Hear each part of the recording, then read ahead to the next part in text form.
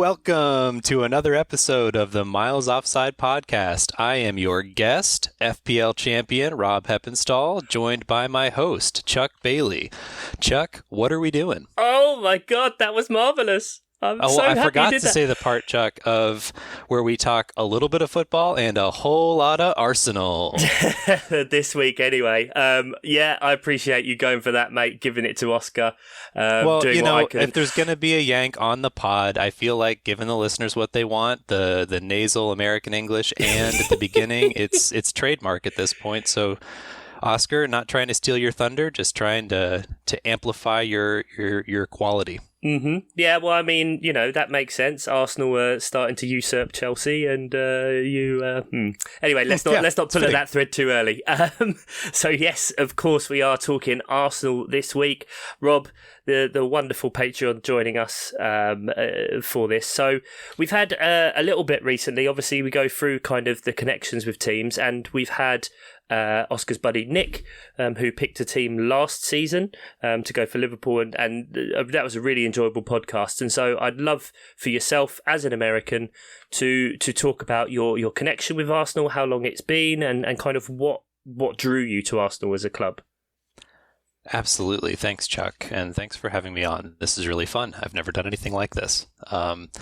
So for me, the connection with Arsenal it was a little bit of a weird one for me because I'm originally from Pittsburgh, Pennsylvania. And so Tom's recording the other day talking about Newcastle, where he mentioned how the entire mood of the town is just set by the result of the weekend, right, for how they play. Very much how Pittsburgh is with the Steelers. And so you grow up with being used to having your sports affiliations just be, well, that's what my parents and grandparents were yelling at the television about on Sunday, and you have it by birthright in many ways.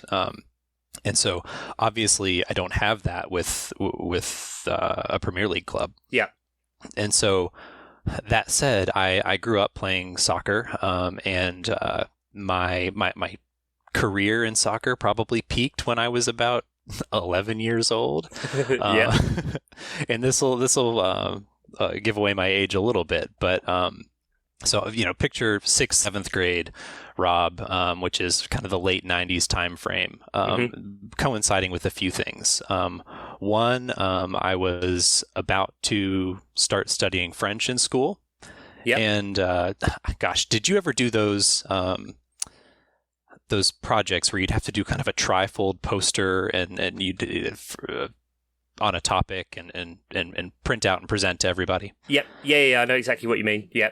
So, we've had similar things like that over here. So how I would, unify my interests of, having to do a cultural study on France or something like that was, okay, I like soccer. I'm going to go research what's going on. And of course, in that era, it's the rise of Arsène Wenger, and Patrick Vieira, and at first it was Nicolas Anelka, but of course then translated to Thierry Henry later. And so from a very early age, for me, what I thought was the coolest club, mostly because I was paying the most attention to it, was Arsenal. And so kind of early seeds planted there. Right. That said, cool. I didn't follow the Premier League all that consistently or closely. For many years. But in college and thereafter, I had a few friends that got me back into it. And so Arsenal was the natural choice for me to fall back into. One of my best friends, Brian, is also a diehard Gooner. I found great community and friends in Texas and in the UK where there's an Arsenal connection. And so as I've continued to follow it, it's taken roots, and it's been fun to watch tactics, formation, strategy, that sort of stuff develop. And so I finally figured out that I was actually an Arsenal fan when I started caring about the results as much as I did the Pittsburgh Steelers, for example. So that's been my early kind of circuitous path. I mean, that tracks a lot. Like, it makes sense. I think a lot of us as kids, we kind of, we go for like the cool players and the attachments and stuff we have. And so I find that really interesting that was your connection basically through your learning of the French language, that you made a beeline for Arsenal. Weirdly, the Arsenal French connection for an American kid who happened to like soccer. started. It's a beautiful Venn diagram. And it, I understand it makes sense at that time. I mean, I've got a little confession to make, which I don't think I've ever said on the podcast, and it's in light of juicy. I mean, these haven't been released yet, but they will have been by this time this comes out. We had Sam Danby on the pod, who is a Liverpool fan, who confessed to being a Man United fan as a child up until about the age of 10, 11. He sent me pictures of him in full kit as well. I've screenshotted them, Sam. Unlucky. John O.G., a West Ham fan, was actually an Everton fan until about 10 years old. And I, for a brief time between the ages of about 8 and 10, was an Arsenal fan as well. Broke my dad's absolute heart. Breaks my heart now thinking about it. But the reason was that, you're a kid, you're influential, you're influenced easily, you don't know nothing.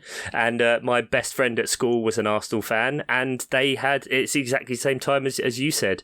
Thierry Henry, Bergkamp, Overmars was like one of my favourite players, like really exciting, expansive football, different for what happened in this country. And yeah, I had a Thierry Henry Arsenal shirt and everything. So that's my that feels good. It feels good to say it out loud. Is the shirt still in the closet, Chuck? No, not here at least. I mean, God knows what, but you know what parents are like for saving stuff. Sure. Clothes, things like baby teeth, weird. You should probably add a Patrick Vieira one to the collection for now. It'll complete your Venn diagram. Oh, would I get a custom Vieira number 4 shirt? A Palace one. That's a... Well, we're gonna that's for after the podcast anyway. But no, it's great to hear, and especially I like the thing that with football soccer still being weirdly a fairly niche thing, if broad in the US, that there's still such a strong community within fans that when you spot someone in like an Arsenal shirt and that kind of stuff of getting to know them or visiting bars at God knows what ungodly hour to follow your team. No, absolutely. I play pickup on Saturday mornings, and so if I wear an Arsenal kit to pick up, and there's invariably somebody who's going to come up and chat me up about it. Yeah. It's fun. Excellent. Yeah, it's really nice. I think that also then tracks with what Oscar said about the merchandise being a lot of the links and the way you can show your fandom. And Lord knows Arsenal have got plenty of merchandise, so it's great. So moving on from kind of that part to Arsenal as a team, last season, obviously season 3 under Arteta, it's safe to say a fairly mixed bag, but ended up pretty decently, wouldn't you say?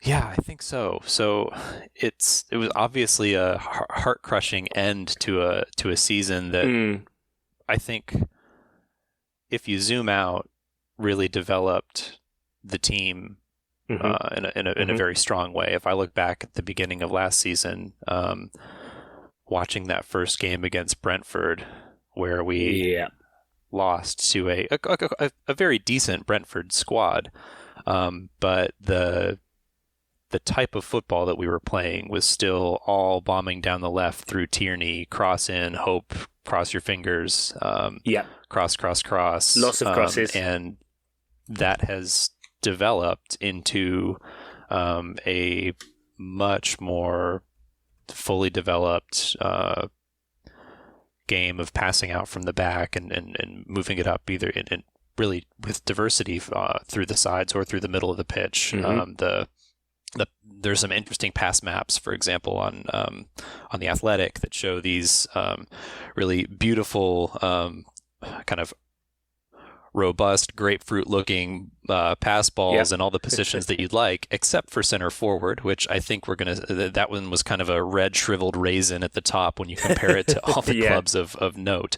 But the style of football and the quality of passing and possession that we had throughout the year, the development of some of the younger players and the moving on, I think of, we stuck with Lacazette really for a long time through that season, and I think he had a role to play, but clearly needing more up top.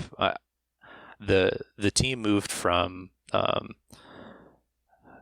a completely different style of football throughout last year. And I think we saw glimpses of what's possible during a few stretches toward the end when we were beating Chelsea and Manchester United after, but also followed by some brutal, inexcusable losses, which, in fairness, were paired with, I think, some injury problems. When we lost Tierney and Tomiyasu and Partey at the same time, that was pretty crippling.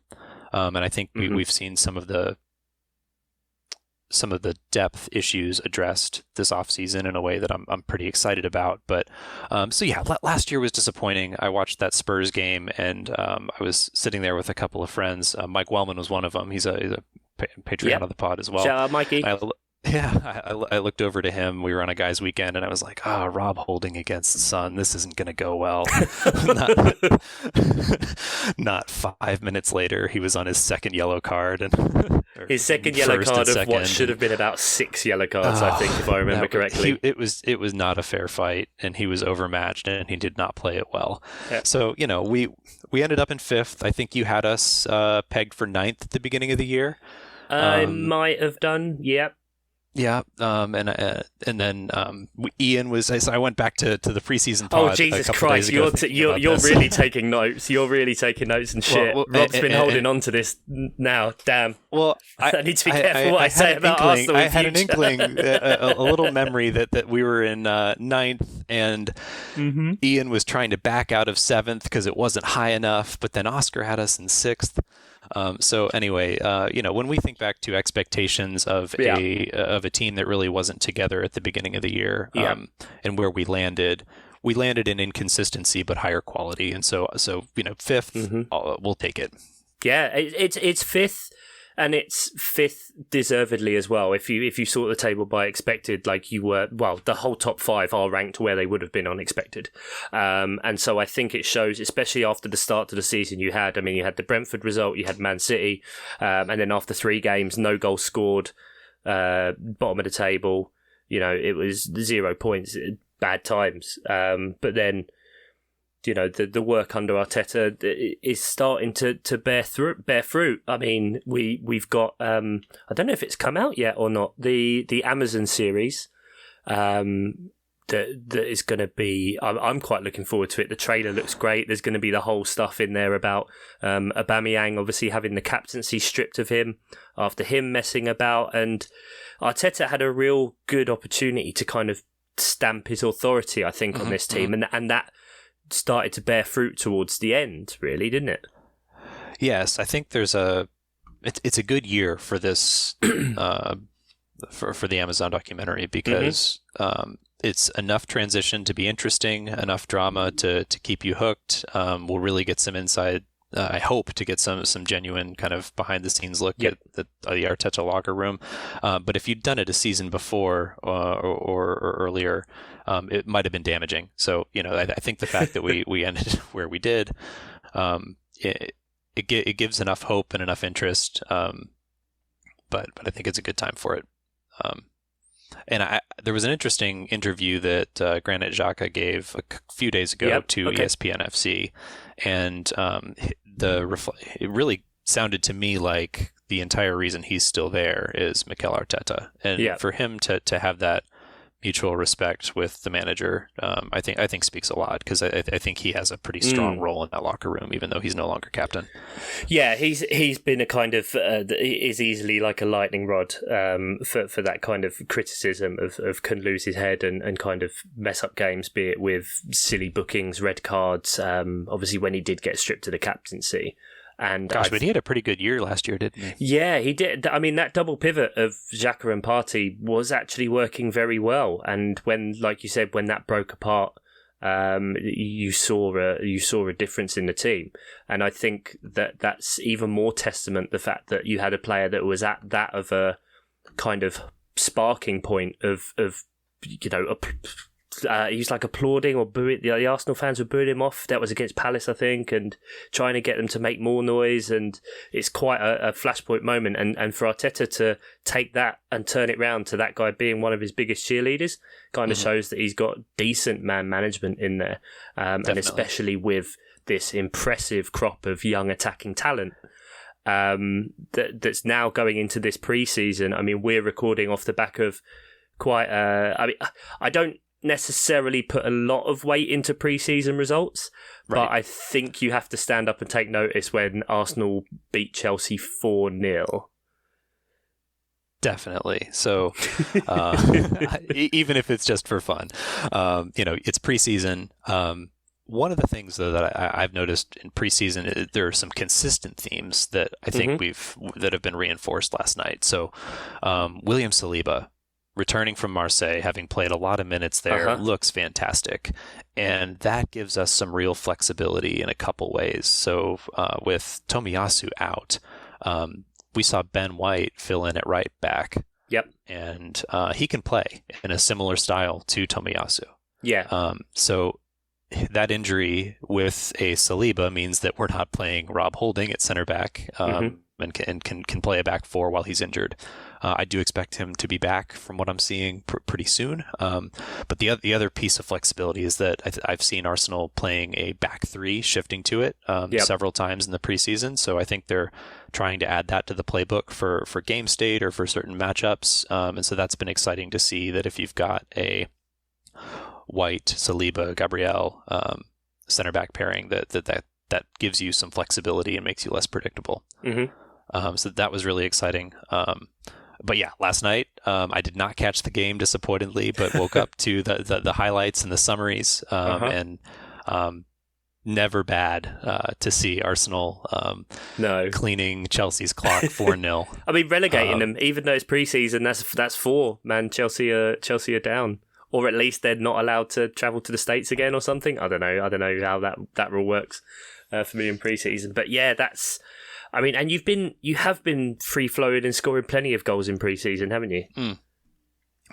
Definitely. A few of the other takeaways, I think, gosh, Gabriel Jesus looks incredible. He scored, I think, every game. Maybe he's missed one. But so the scoring is one thing. He's also been a leader on the pitch and making others better around him. So he's creating chaos. He's opening up the offense. And one of the intangible things that I've noticed is he seems to be having a lot of fun. Yes. I remember looking at Manchester City when he was playing, and he, there's this disappointed, scared puppy look in his eyes every time he'd kind of flail at a shot and send it wide, and they're ending up in the back of the net. Yeah. Fair. But in preseason, he's surrounded by and having fun with these other young players, and the rapport he's built with Eddie Nketiah has been really reassuring. Eddie Nketiah has had an incredible preseason where everybody would have just said, what's his style at the end of last year? Poacher. He's going to run and get on the end of a few good runs and give you a few shots. But if you look at the Everton game a few days ago, his back's to the goal. He's receiving it. His turns are incredible. His distribution's good. He's learning that stuff from Gabriel Jesus. They're celebrating together. This is somebody who just signed a new contract, who probably is worried about his own minutes. Well, it was off the back of a lot of interest. I mean, Palace, Patrick Vieira really loves him. There was a lot going on there, and he didn't want to go because he still wanted to fight for his place at Arsenal, basically. Which, to see them in a rapport and enjoying each other and connecting well is absolutely how you draw up wanting that to go from a team morale and just intangibles perspective. So kudos to Jesus, kudos to Eddie Nketiah for keeping his head up and seeing this for the learning and development opportunity that it is. They've been, Martinelli's looked good. Odegaard has looked incredible. Yep. Sambi Lokonga has looked more composed in this preseason than he did last season. So he's got a lot of upside. It's been exciting to watch. Yeah, I mean, we've touched upon it there then briefly. It does seem that you're building towards the right thing. You mentioned before, I think it's fair to say that Arsenal were, as a very young and fairly inexperienced team in the situations they found themselves in last year, kind of meant they did fall by the wayside a touch, which is why kind of the pain's there. But then, you start to look at your transfer work. I mean, Gabriel Jesus, I think, is one of those signings that works perfectly for every team involved again, sort of like City did with Sterling to Chelsea. I think it's a decent amount of money. Jesus, with Haaland coming in, probably wasn't going to feature, was probably just going to get the same amount of managed minutes. And he goes into that Arsenal team, instantly improves it. Like you said, builds up a really quick rapport, knows Arteta, knows the league, knows the situation of competing at the top. Then you add to that Alexander Zinchenko. Saliba is that quote unquote like a new signing after 3 years out on loan, still playing at a top level. And you've added Fabio Vieira as well as like a top talent. I mean, this has got to be a very exciting year and for Arsenal and yourself as an Arsenal fan. Definitely. I am very excited about the Alexander Zinchenko signing as well. I think most folks are expecting him to play in midfield when he gets in. But also, Tierney has perpetual fitness issues. Perpetual injuries. Right? He's always out. Tierney's out. And so and to have Nuno Tavares as his backup, they're such different players that you have to, and you saw this last year, shift your style when Nuno Tavares was in to cover for him defensively. Yeah, brilliant upside in the attacking half, but to have somebody like Zinchenko who can play left back in a way that supports the existing style of play when Tierney is going to be out regularly, really is a stabilizing force for the team. Yeah. And he's got such quality when you look what he does for his international squad. Zinchenko, that is, in the midfield. He's got such quality on the ball. Really excited about that signing. I think he gives flexibility and depth to the team in the right places. Yeah, he pops up everywhere for Ukraine. Like I've seen them play a couple of times recently, and he'll be at the left back or like the left wing back role kind of thing, and then almost have such a free role that he then moves into being an 8. He can be up on the left wing, he can be at the 10, he can be at the right wing, just doing this weird marauding role. And coming off the back of, being with Pep and then Pep having that connection, Arteta learning under him.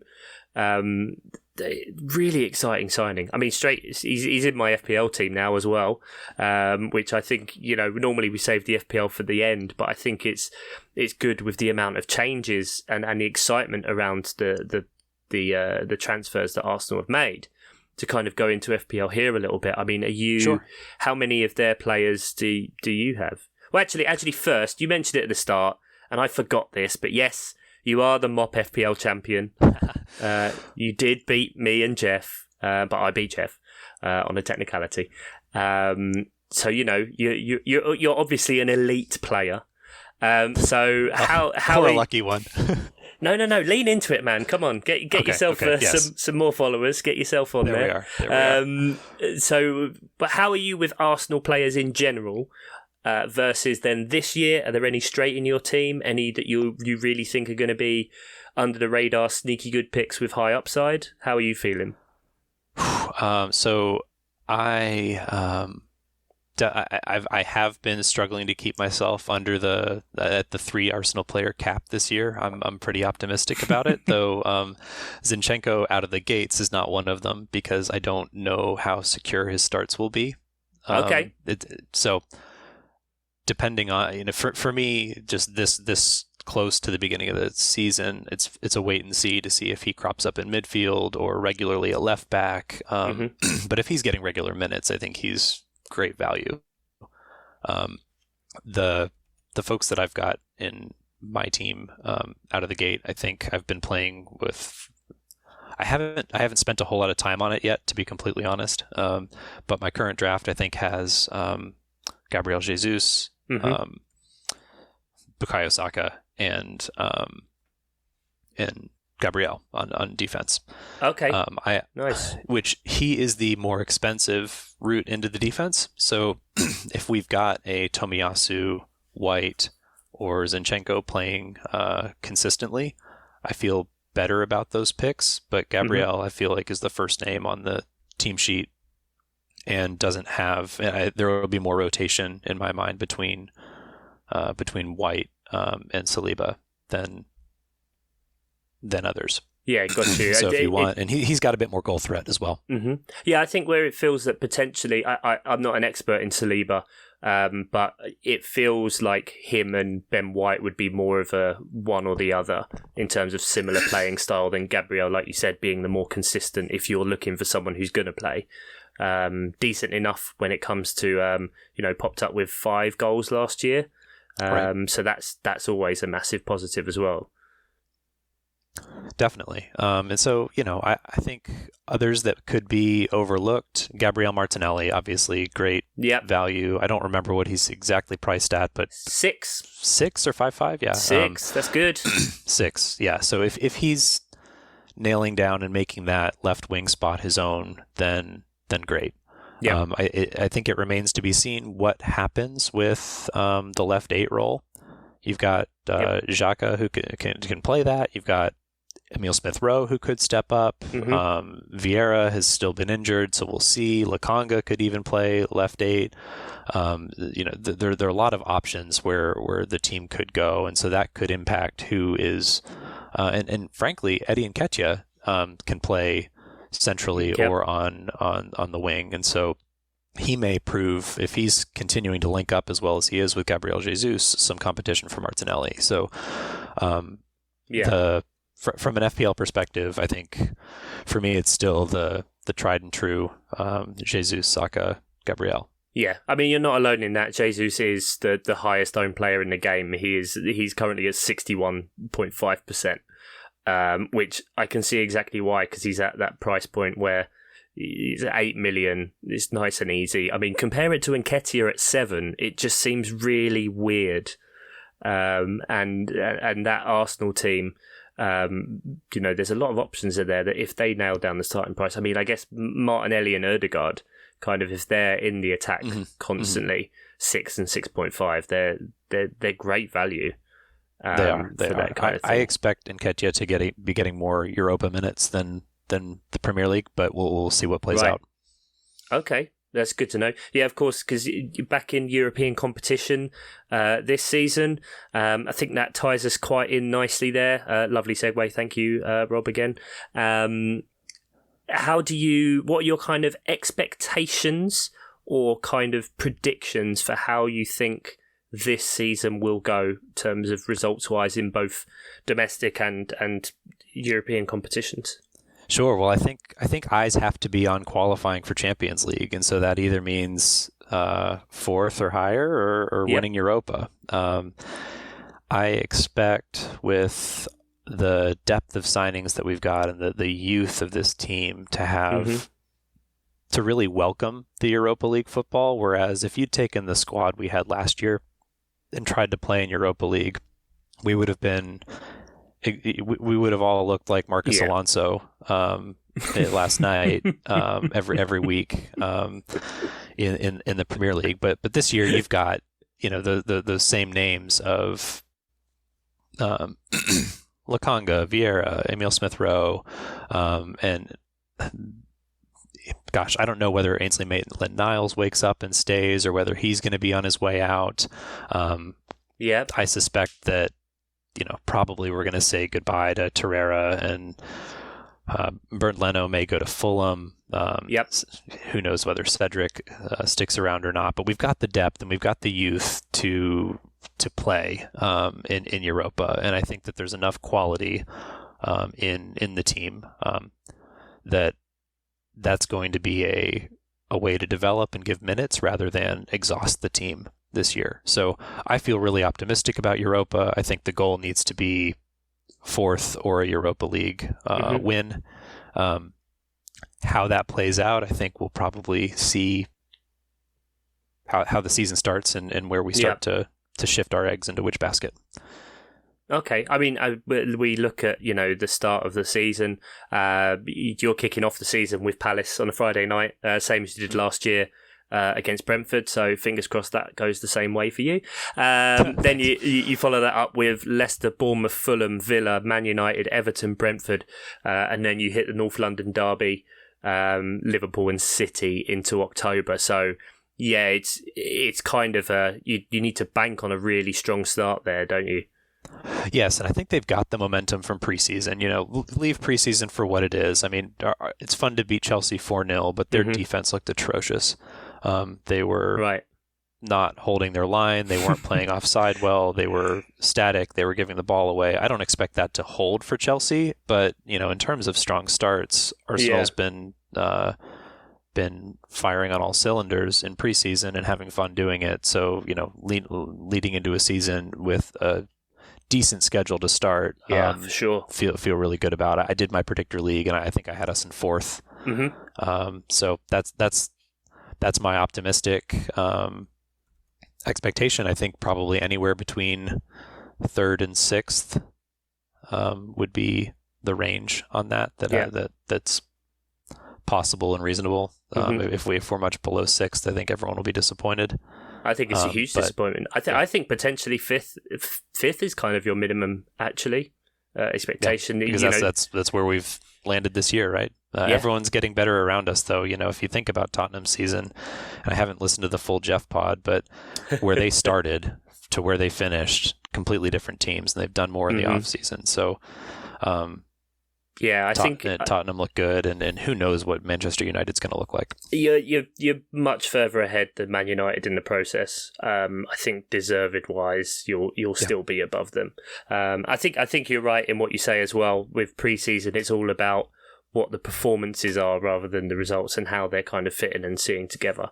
I think it's really good times at Arsenal. Before we go, I do want to end on one thing that you brought to my attention regarding last night's friendly demolition, as friendly as a demolition can be. You alluded to it a little bit there with saying that your team aren't like a Marcus Alonso defender. Yes. And I'd just like you to give you the floor. For this last part. So the third goal last night was a Bukayo Saka run where he just completely blows by Marcus Alonso as if he's standing still, and I won't do justice to it, so I'm going to turn it over to Arsblog and just read out their summary of the goal for everyone's enjoyment except Oscar's. So... on the third goal, they write, "Look at how Saka roasts Marcus Alonso. There's no finer sight in football than seeing this supremely irritating holm oak, this violent plank of a man huffing and puffing as someone with actual talent shows him up for what he really is. Xhaka is involved well again, setting up a chance for Martinelli, which is saved, and the Swiss international shows quick feet. And by quick feet, in reality, this is my aside, he flips the ball over Alonso's head from the rebound to fire in a chance of his own. It too is saved, but Saka is there as Chelsea's ancient defenders stand and watch him fire it home and make it 3-0. Alonso, breathing like an asthmatic seal that has eaten 50 hornets that have stung his throat all the way down, watches on, the truth of his hapless existence exposed once more." Oh, it's usually one-way traffic at miles offside, Chelsea to Arsenal, and that's why I thought I'd got to allow you to get that lick in. Well, no, thank you. And that clearly I appreciate you all for who you are and for what this pod is, to keep listening to it as an Arsenal fan. There's a lot of abuse that's taken one way. Mate, it's a huge testament to either A, how good we are, or B, that you might have a couple of issues that you need to work through. Well, Chuck, I do have a question for you before we wrap up as well. Okay. I mentioned I went back to that preseason pod last year, and there's a quote from it, from you actually, and I'm curious to know where you're standing today. So it's relying on Gabriel Jesus as a striker. That's not a good thing. He doesn't score goals.